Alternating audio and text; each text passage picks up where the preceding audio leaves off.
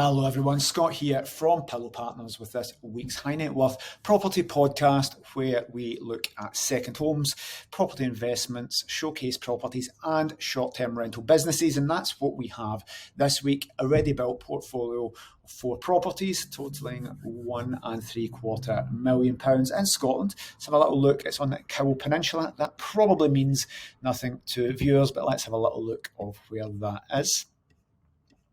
This little peninsula here, so there's one up the top where my little hand is, and down here split over 2 different locations, both on the seafront. So Glasgow, Edinburgh is there. For people further afield, it's just along the central belt of Scotland, more or less. So let's have a little look at this. 4 different properties. So for 4 properties, we only have like 15 pictures, which is kind of quite unusual. Obviously, that's one of them. Nice, beautiful views, nice area, nice big spacious places, and I like it. If these places are going to sleep lots of people, we need big areas like that. We need communal areas, places for people to have fun, lovely views. And Dunoon actually had properties next to this a few years ago, so I know that view well. Drove over there, got the ferry, hot tub overlooking the sea, fantastic. Detached property, fantastic. Nice. And again, if you're trying to sell something for 1.75 million, you want to be doing better photos than this. So different areas. They are the 2 areas there on the map. But let's have a little look and see.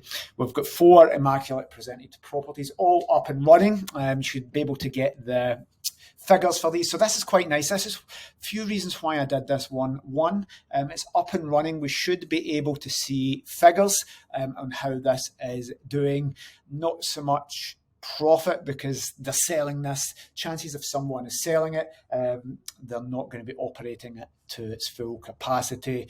They are not going to be doing as well as Pillow Partners would. So what we want to be doing is saying, what type of nightly rents are we achieving? What kind of occupancy rates is the area? What are our competitors doing? The overall statistics, how is this comparing? And if we were buying this on behalf of a client, we would look and say, if it was there, could, by just simply plugging Pillow in, make more money there. Sometimes there's owners' accommodation. We want to take the owners out and maximise the rentable space. But over 2 different locations here, we would want to get the team in place to service these properties. We'll have a local property manager that deals with that area anyway. But could we take what that is doing, and does it have potential to at least get 30% more than what it is doing, being able to increase the price of that property once we get a few years' books. So not a lot of details in this. I can't find the 4. I've had a look at a few of the listings just to show you. Now this one sleeps 11, so that is really, really good. Sleeping 11, great. Not all properties sleep that amount of people. So anything more than 10 is a nice win for group accommodation there.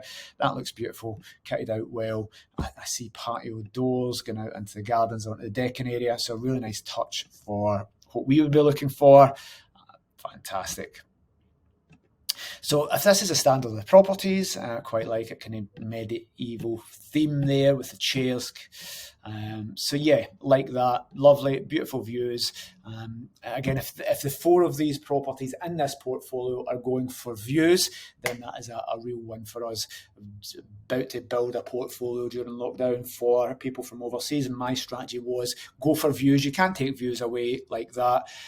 You can take views away inland when they start building housing estates and stuff. This one here, 8 bedrooms, sleeps 18, so I like that. Beautiful views there again. So if they're going for the view theme here, great, fantastic. So I'm not going to do all of the properties. I just want to have a look at these and see how we would evaluate this. Are 4 of those properties winners? The 2 I've looked at seem to be. Sleep lots of people, kitted out well enough, got a USP, got an edge over all of the other properties in the area.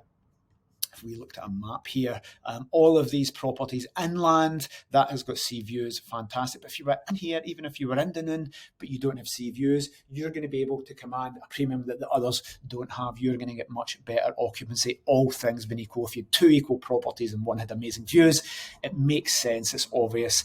If it's priced right, that is just going to blow the competition out of the water. So not really that the price of this, that's making it what, nearly 400,000 pounds a piece.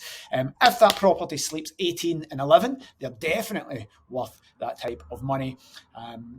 It doesn't show all the properties, so my suspicions are the other two are smaller. These are the higher yielding properties. But again, that is just a little example. And this week I wanted to show you a ready-built portfolio. We're looking at the 4 properties and that can we get them to just plug them into Pillow and make 30% more money than what they're currently making with tweaks and operations and better marketing. Are those 4 properties a winner? Are we buying 3 with one shitter in there that's not going to be any good? And if we do buy the 4, should we keep the 4? Could we sell one of them and buy a better location that fits the business plan? In this, it does look like they're all views properties. If 2 of them were view properties or 3 and one was inland, we were doing this for a client, get rid of that other one because it doesn't fit the theme and get another one with sea views. And we want to do a buy and build strategy of building individual properties, putting them into a group, all with a unique theme, all with unique branding here, a brand behind it, all fully automated. We don't want any owner management stuff here. That devalues a property business, needing somebody to go and change beds and cook breakfast. We don't want any of that. That's why when we deal with our clients for bigger properties and apart hotels, their remit is that it's all fully systemised, meaning that if they weren't involved in it, they could sell it on and the value of the business is maximised. So lots of cool learning points from this.